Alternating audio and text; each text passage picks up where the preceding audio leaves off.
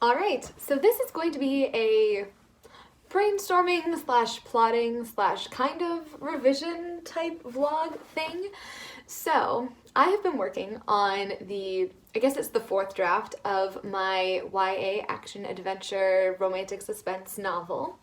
And I've been doing a lot of structural edits, which isn't quite what I expected I'd be doing at this stage, but it's been going very well.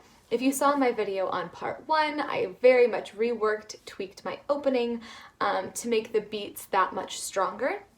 And now we're looking at part two. We're looking at the first half of the middle, which I call Act 2 out of 4, or part 2 that I'm editing. So I'm editing it in the 4 chunks. So I was rereading the chunk that exists and thinking that a lot that I have is good, but just like the opening, the beats of the story that are advancing things, I don't think are as strong as they need to be, and the midpoint isn't also not as strong as it needs to be. And so I have taken a vow to let go of all of my darlings and just let all the possibilities come in, if that makes sense.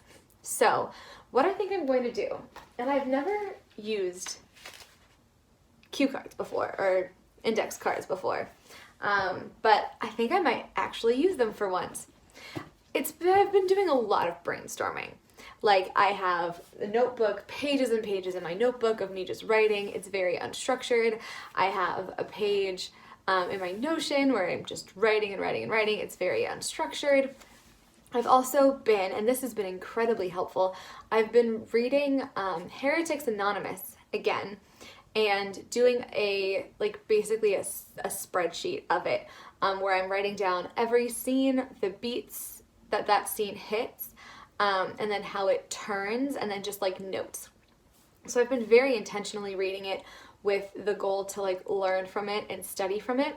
The reason I chose that book is because it's not a perfect parallel. The hero's internal journey isn't a perfect parallel for my story, but it's someone who like joins an existing group and then kind of falls in love with like the leader of that group, and also they do hijinks. They're like pulling pranks and stuff. And so the overall sort of progression of it I thought would be really useful. And as I've read that and studied that, I've been like, oh, I could do mine so much better taking what I've learned from here. This is an incredibly useful exercise, and I should do this for a lot of books. I think I will. If you're interested in hearing that process or seeing that spreadsheet or anything like that, definitely let me know. It's something that, it's just an analysis. I'd be happy to share it. But it's been going really well. I've also been trying to take some lessons about interiority because I've realized that sometimes I like overwrite it, sometimes I underwrite it. So just getting that perfect balance of what the character is thinking. So I've been trying to note that. Anyways, I've been learning a lot. I'm continuing to do that. But as I learn that and do that, I have decided to let go. Let's see if we can get the best possible, the strongest possible story here. So I don't think I'm not proposing to throw out what I have. Actually, that's not it at all, but more just I feel like all of the scenes together aren't advancing and aren't like clicking, that like forward momentum, especially at this point in the story. This is the worst part of the book. Later on, it gets much better. It's more interesting to read, it's better. But this part of the book, that forward momentum doesn't feel like it's there as much, and I don't think it's doing as good a job as it could. So because this is the weakest part of the story, I'm in it, and I am keeping all of my options open. So I have taken these massive cue cards and I have cut them in half. And I think what I'm going to do, first of all, is I'm going to hit right on the general beats that I want to hit, I think. I want the trust building with an ally beat. I want the meeting the mentor beat. I write those all on here and then kind of put them out, like space them out on the ground into where they're gonna fall in the story. And then I'm going to brainstorm everything that they could possibly need for the heist plan. So obviously I don't think the plan for the heist, how it actually goes down, is going to change very much at all in this draft. I like that plan. I think it's strong how they pull it off. But I just want to have a good idea of the different preparations. I think the preparations could be tweaked a little bit. There could be more of them. They could be a little bit stronger. I keep using the word stronger. And then try to do like in school, like match across. I'm going to start working on that, and I will touch base on how it is going. Okay. This is what I have.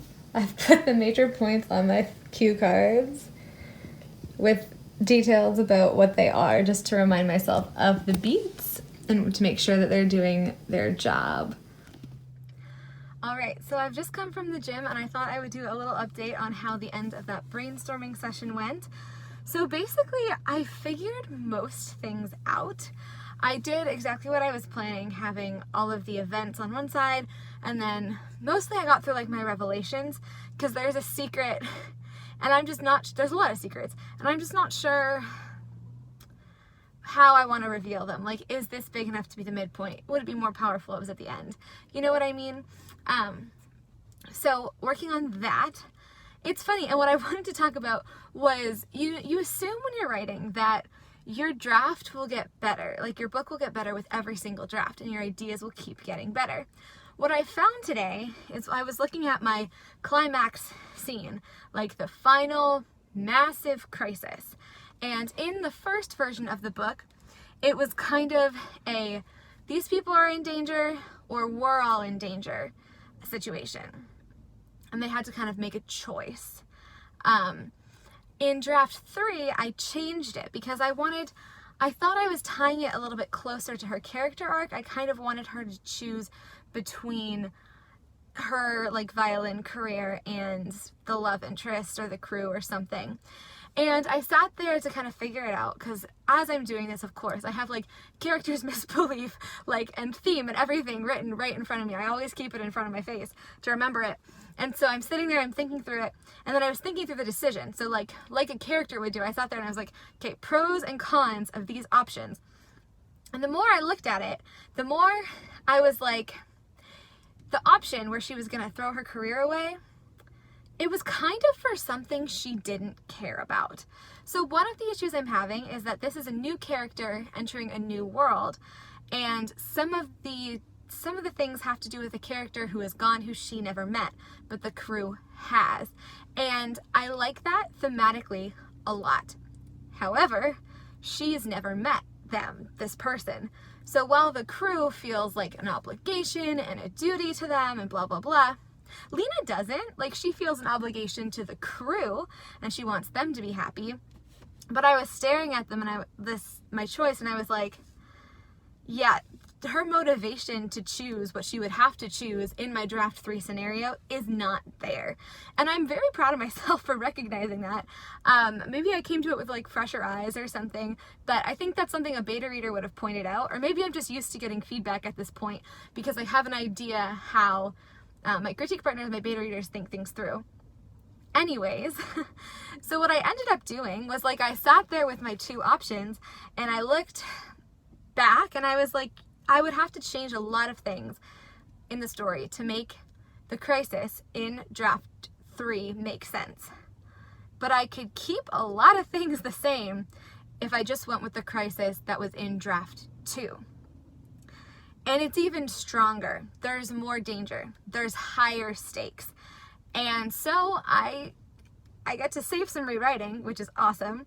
And I also have a really good, I think it's a really good crisis now. Some things have been tweaked a little bit, but there we are. We have a crisis scene. And so it's funny, like, with that saying, I keep thinking about Story by Robert McKee and the chapter where he's like, not all your ideas are good. And it's totally okay, I think, to iterate a little bit and to kind of go back and forth. I remember Alexa Dunn did a video about the Ivies, and I love the Ivies, by the way, fave book of hers. And she was saying how, like, her main character, she had it one way, the arc, and then her agent asked her to change it to something, and then the editor kind of had to change it back to the other way. It's good to know that like even professional people do this iteration sometimes, and you're always trying to figure out what is strongest and what is going to be the most compelling, the most meaningful to the character. I have to figure that out.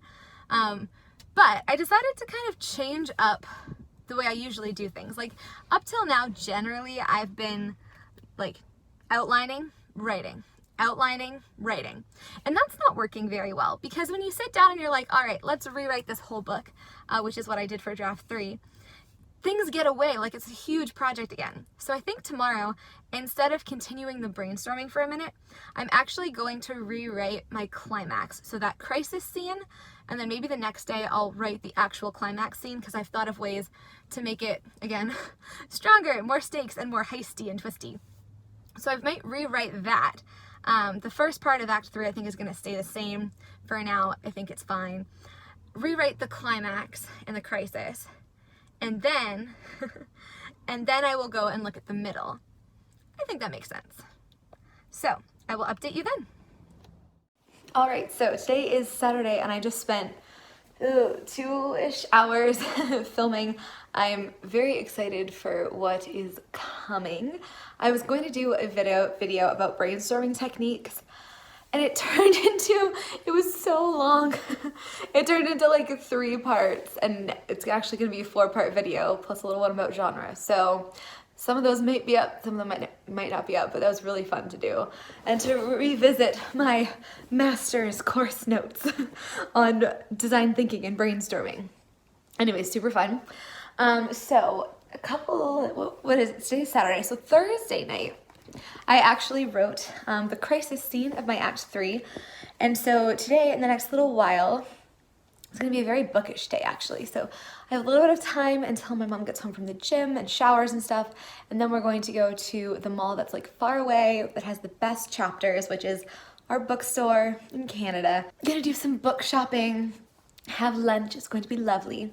So until then, I have a 5,000 words I need to like peer read for the Right Mentor program that I'm doing. I'm super excited for that. It's actually so wonderful. I got my first feedback from the mentor this week, and when someone is like, I am very critical of my writing and of my stories, and you know, I read it and I read the part that she read, and I just have pages of being like, and this is bad, and this is bad, and echo, and man. And she's like, the story has great energy. I mean, there's like good feedback, there's stuff to work on too, but it's nice feedback. It's nice to have outward validation. So I'm gonna do, we do like the mentor gives feedback, and then there's a peer feedback aspect. So I have to give my peer feedback and post that in the 5,000 words. I have another beta reading thing to do for a critique partner. I think I might leave that to tomorrow, and I'm gonna see if I can get any further on rewriting the end of Act 3. So I've done the climax. I'm gonna reread it because I might have been drinking a little bit of wine when I wrote that, so I don't know how it turned out. It's also too long. It went from like 900 words to 2,300 or something ridiculous, but that's okay. I will edit it eventually, and then I'm gonna write the climax, the end of the book, the big scene, and then go back to my brainstorming drawing board. So here we are, let's go.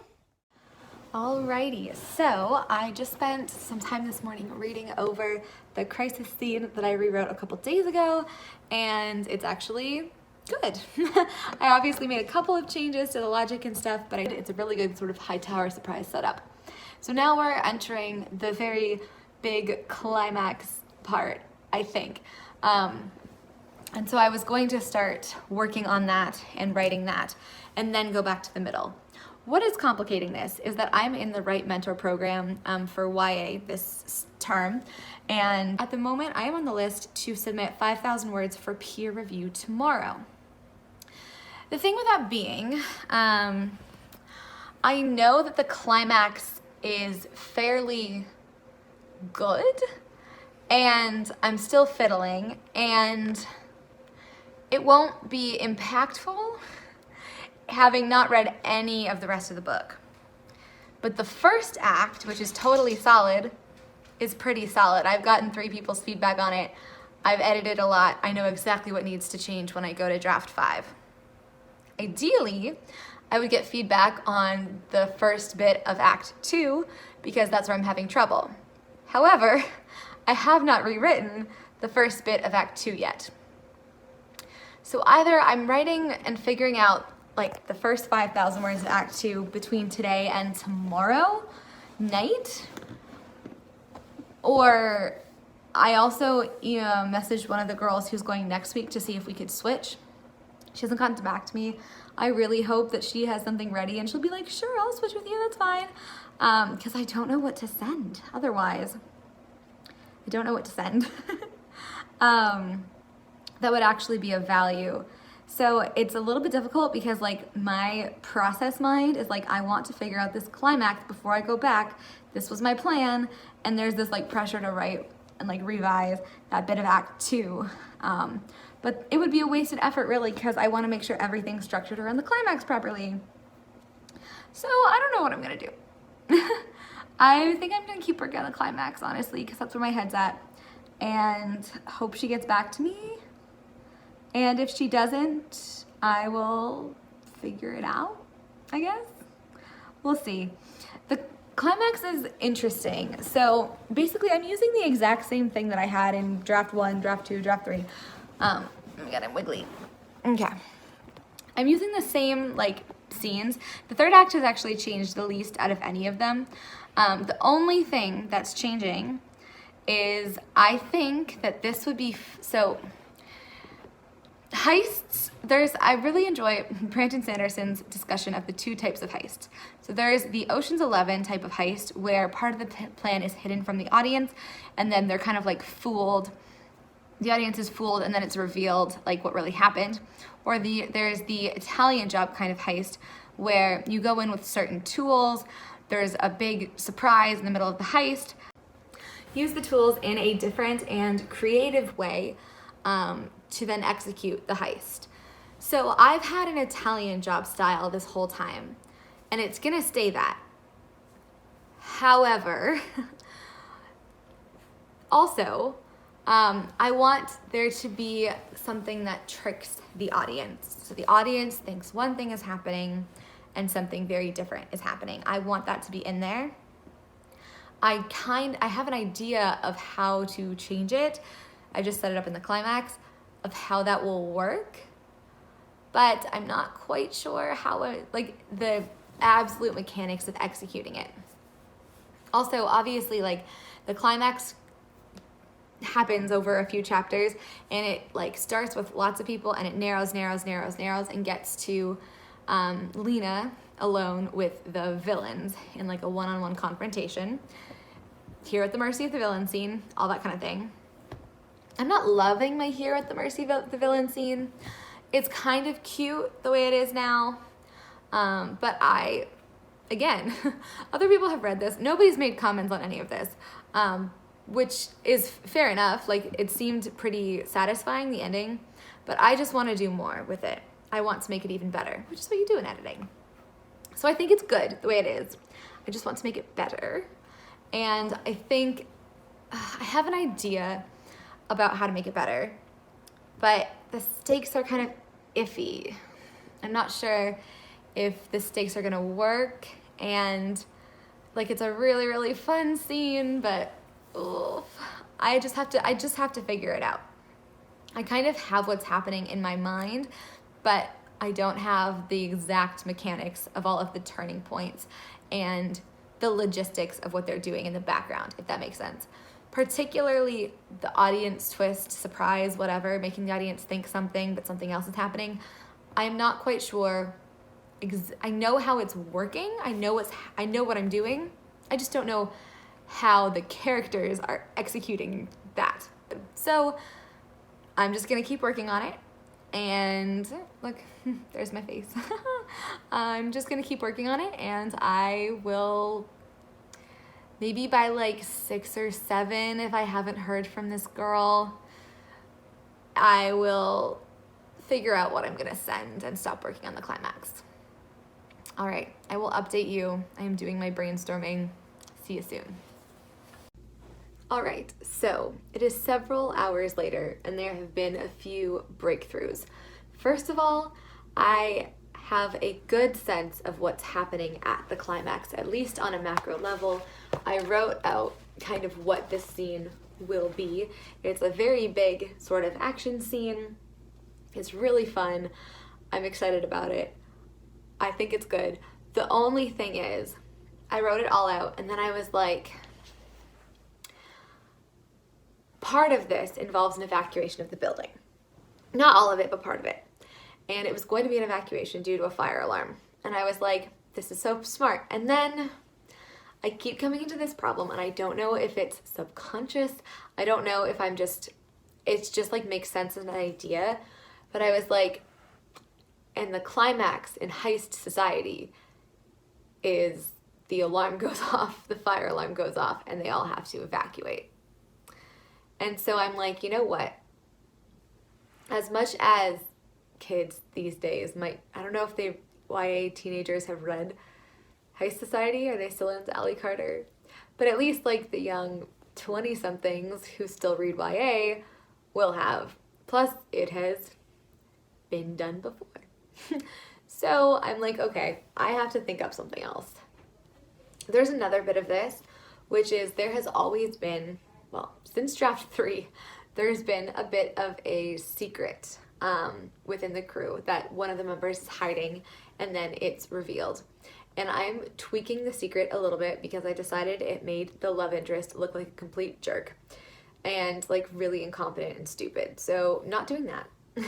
I have to change the secret, but I still need there to be a secret because I really liked like a lot of the conflict, or part of the conflict is around this. It's very big thematic that there has to be the secret. So the question really is where to tie that secret in.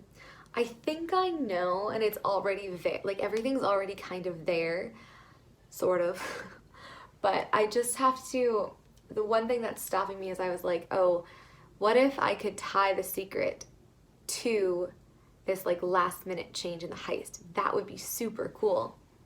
So like I kind of know what the secret is. I don't know all of the details, but like I know the nature of it. I know how they're gonna solve it. Like a lot of the structural stuff isn't going to change, but just some of like the depth, the details. Can I make more connections? And so I'm like brainstorming these things. I'm like, hold on. Let's see if we can make more connections. Can we make the secret be something that they use in the heist so it's even more powerful? The secret has to do with the antagonist. They uncover it.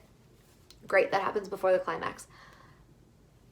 Can they then use it again to figure out what to do? So we'll see. I'm gonna see if I can find a way to make that work before I go and write the climactic scenes. All of that being said, I have come to the conclusion that me writing 5,000 fresh new words at the start of Act 1 is a bad idea. Between today and tomorrow, I have not heard back from the girl I'm asking to switch with. I'm still hoping she might get back to me. However, in the meantime, I've gone through my existing manuscript and I have 3 different sequences that I am like 98% sure that the bulk of them will not be changing. It's all through Act 2, nothing in Act 1 or Act 3, so that's exactly what I wanted. I have 3 different sequences, so like 15,000 possible words that I could use for this. I think tomorrow I'm gonna have to like read through them and do a little bit of editing just to get them up to a higher quality. Also the samples that I pulled, all of them are like a little bit over 5,000 words, so I do have to cut it down a bit. However, yeah, I think I have a solution to my issue of I need to submit something tomorrow. I can just have them read things in Act 2 when they're actually written in a few weeks or in a week or 2 or whatever it is. I think I would come up again 3 weeks from now. It would be my turn, or a month from now or something, to do my turn for the peer feedback again. I'll definitely have it done by then. It will be done. So that's a good thing. Yeah, so at least I have that. So at least that is good news. And now I'm going to do some research on the Medicis and see if I can't firm up this secret a little bit. It feels a little annoying because I want to get the climax written. But the important thing is not to rush it. And we'll see. We'll see. The other thing that I've been thinking about a lot is how to make sure that the book resonates with actual teenagers. It is upper YA, and honestly, I've thought a couple times about trying to make it adult, but I think my voice is very YA. So I don't want to change it, even though YA is more competitive. I had a really cool opportunity to sing at a youth concert on Friday night, so 2 days ago. It was lovely. It was downtown Toronto. And we were like, our choir was the guest artists at theirs, and these kids were so cute. They were in high school, and they were so cute and so funny, and you know, they were just like having so much fun. We were sitting in the audience together for bits of it while certain people were performing, and they were just like goofing around, and they kept looking over at us like we were gonna scold them or something, and I was like, honestly, I'm so entertained. And it ended up that I was the most disruptive chorister of the night because something happened on stage and my friend was whispering something to me about it, and then I have a loud laugh. So I ended up going like, and like laughing. And then everyone looked at me and I was like, oh, I put my hand over my mouth, and then I turned around and there's a row of like 4 or 5 teenage boys when I finally like super embarrassed look over, and they're all looking at me like but in like a joking way, because anyways, they were such cutie pies. And then there were we were interspersed. We did a mass choir. We got to sing with them and like sing together, and one of the little sopranos was also so cute, and I told her, she sang a solo, and I told her she did such a good job, and she said back to me, oh my god, like I want to be you know, your facial expression is so beautiful when you sing, blah blah blah. Anyways, not to like, she's so cute. These kids were so cute, and it reminded me how great teenagers are and how I'm actually writing for teenagers, which I sometimes forget. As an author, it's always like, okay, story. It's like, okay, and you think, drawing of your own experience, you're like, okay, how do I make this relevant to existing children? So anyways, a couple things. I ended up wandering around the YA section of the bookstore, as one does, and I found this thing called Story Booth, and it was like a book. I guess it's like a YouTube channel. I have to research it more, but it's apparently like, it was like these teen stories that were all illustrated, and I was reading through them, and I got a couple of ideas, like things about parents and social media, like what parents are posting on social media and how that affects kids, and things like, there were a couple of things like that. Or another thing that I thought of when I was reading it is there's a bit where my character ends up at a Margaritaville, and someone orders margaritas for her, and I don't say anything about her getting ID'd because she's 19, so she's literally the drinking age in Ontario. And if you're 19 and you've only been legal for like 3 months, you'll be like, oh my god, like they didn't ID me, or you'll be like, oh, where's my ID, or like, am I allowed to go in this thing? So just some of those things that I'm like, okay, I have to remember that even though they're 19 years old, so they're a little bit older than the kids that I sang with the other night, and like maybe the target audience of those resources that I was looking at, but still it needs to resonate with those kids. So on that note, I shall continue doing that. Alright, here I am back on my floor with all of my cue cards. I've decided that I need to do some color coding here because I'm just trying to visualize how everything's gonna go. You know what I mean? I want to have stake things, like we're raising the stakes. I want to have reveals. I want to have heist-related things, I guess, and then love story-related things. There's not that many that are like, stakes are like significantly raised right here, or maybe it's better if it's like, no, instead of stakes, it's gonna be like significant confrontation with an antagonist. I will call it that. So I guess that can be in red, and a revelation can be in purple. So we have this, which you can't see. There we go. I think that's good. I think that's pretty, like, clear.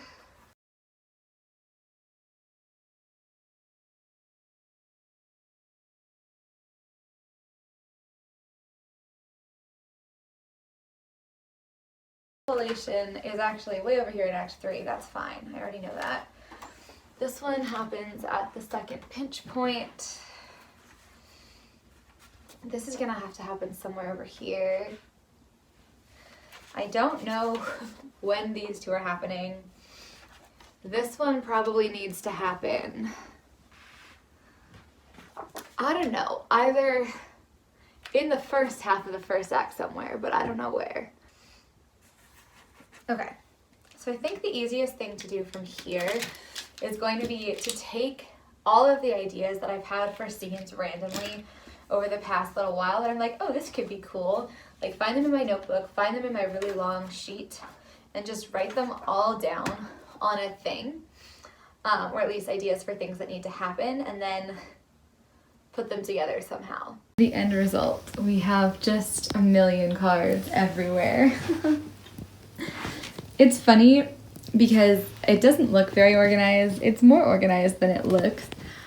Oh my god. So I had like okay, to be fair, it was like an hour slot where I woke up this morning and I was like, okay, I'm going to work on writing pretty much all day. I'm going to write this climactic scene. I'm going to go through, I'm going to make changes, blah, blah, blah. So I worked from like 8-ish to 9:30. I then was like, all right, this is my time.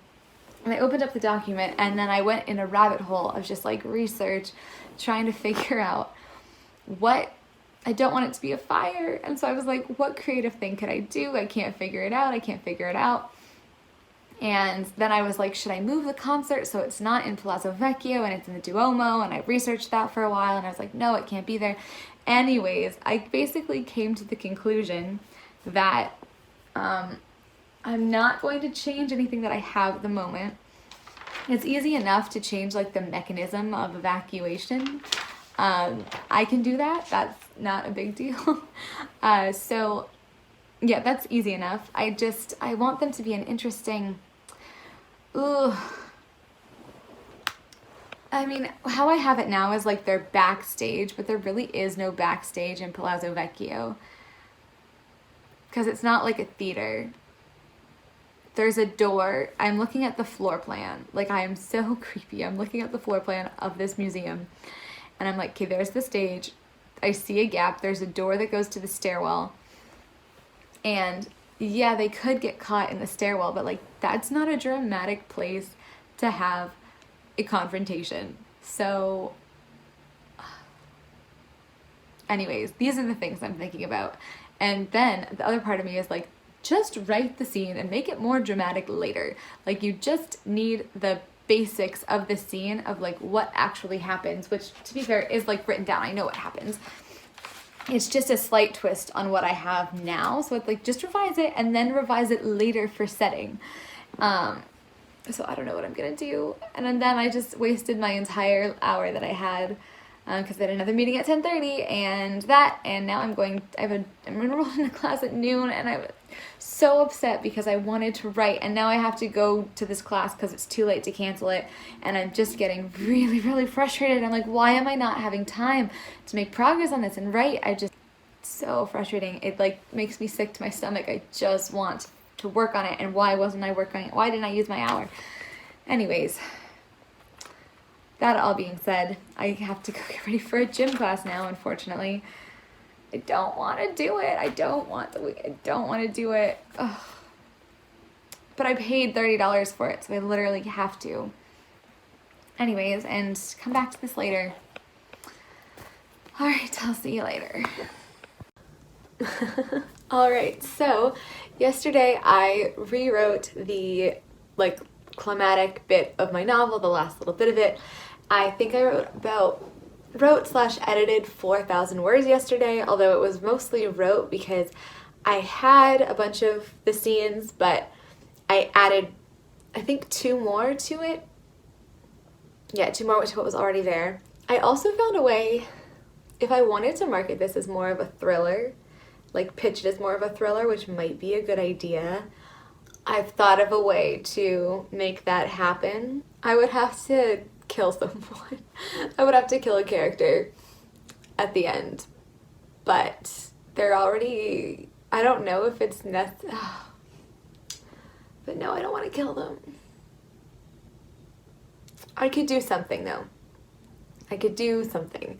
And really use it to, and if I end up either killing the character or keeping what I have now, but I like weave it into the beginning, I think I can really build up the tension and maybe say, because right now it really is action adventure. It's completely action adventure, but there have been more books coming out, big books that are like about thieves or are like heists. They're kind of like action-y, so they're still put in the thriller section. Like on Goodreads, they're tagged as thrillers, and I haven't read them yet. Once I'm finished this draft, I have like a list of, it's 3 books right now, it'll probably grow, of books I want to read because I might be able to comp them. And if I'm able to use them as comps, that'll be amazing. And I can just kind of like position them the same way they position those books. So anyways, that's going to be a decision to make later. It's literally a sentence I have to add. So yeah, anyways, I'm so excited with where this is. Now that I have the climax written out, now I can go back because I have 2 acts. Well, the 3rd act has a couple pieces around it that might need to be tweaked, but I'm gonna leave them for now. That's like very minor tweakings. Now we just have the middle that I'm gonna have to rewrite, revise. We have to just revise the middle now. And so I will get started on that. But I'm going to end this vlog here. I think it's been very long. I have no idea, it's spanned like multiple days. So I'm gonna end it here. Thank you so much for watching, and I will see you in the next one. Bye-bye.